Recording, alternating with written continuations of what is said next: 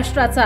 नमस्कार, मी गौरी, आपण पाहत आहात संध्या लाईव्ह। पुणे जिल्ह्यातील पुणे स्टेशन येथील विधान भवन परिसर, मुळशी पंचायत समिती आणि तळेगाव नगर परिषद या 3 ठिकाणी आज दुपारी 4 वाजता मॉक ड्रिल होणारे पुणे जिल्हाधिकारी जितेंद्र डोडी यांनी या संदर्भात माहिती दिली आहे। पाहूयात। उद्या आपण संध्याकाळी 4 वाजता दुपारी 4 वाजता पुणे काउन्सिल हॉल या ठिकाणी मॉक ड्रिल ठेवणार आहोत। ते कशा पद्धतीने असणार आहे ते आम्ही सांगू।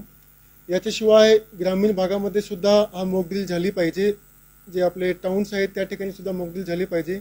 त्याच्या अनुषंगाने आपण पुणे सिटीच्या शिवाय तळेगाव नगर परिषद आणि मुळशी पंचायत समिती त्या ठिकाणी सुद्धा हा मॉक ड्रिल ठेवलेली आहे। मॉक ड्रिलमध्ये वेगवेगळे विभागाचं कोऑर्डिनेशन असणार आहे।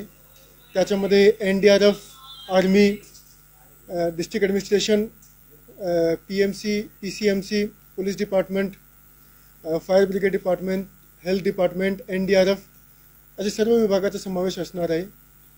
याचा उद्देश असा आहे की जर समजा की पुढे वॉर चालू झाला तर त्या पार्श्वभूमीवर जे सिव्हिल डिफेन्स ज्या ठिकाणी आहे त्या ठिकाणचे स्पेशली जे टाउन्स आहे किंवा सिटीज आहे किंवा डिस्ट्रिक्ट आहे त्या ठिकाणी तयारी असली पाहिजे।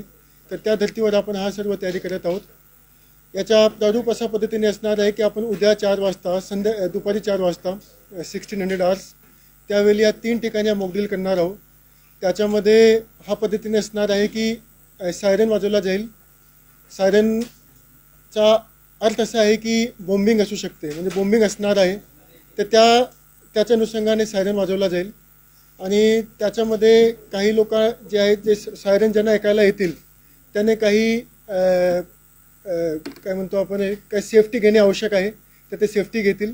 आणि ज्या लोकांनी सायरन ऐकायला आला नाही आणि जे काही बिल्डिंगमध्ये अडकले किंवा काही अपघात झाला किंवा आग लागली तर त्या तशी परिस्थितीमध्ये काय पद्धतीने लोकांना इव्हॅक्युएट करायची आहे, फायर ब्रिगेड, हेल्थ डिपार्टमेंट त्याने कशा पद्धतीने कोऑर्डिनेट करून घ्यायची आहे, जे आर्मीचे व्हॉलंटियर्स असणार, आर्मीचे लोक असणार, NDRFचे लोक असणार, त्याने काही पद्धतीने ज्या बिल्डिंगमध्ये जे आपण बिल्डिंग आयडेंटिफाय केली आहे त्याच्यामध्ये अडकलेले लोकांना कशा पद्धतीने बाहेर काढायची आहे, त्यांना हॉस्पिटलपर्यंत पोहोचायचे आहे, ते सर्व मॉक ड्रिल असणार आहे।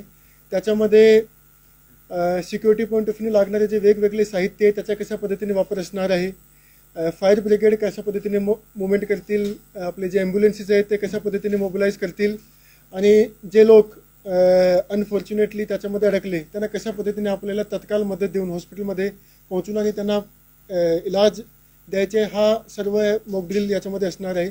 मॉक ड्रिलचा उद्देश असा आहे की लोकांपर्यंत आपण माहिती पोहोचू की जर उद्या आपला काही युद्ध झाला तर त्या परिस्थितीमध्ये आपले नागरिक जे आहेत त्यांनी कशा पद्धतीने काय काळजी घेण्याची आवश्यकता आहे, तर ते अवेअरनेस करण्याकरिता आपण हा मॉक ड्रिल ठेवत आहोत।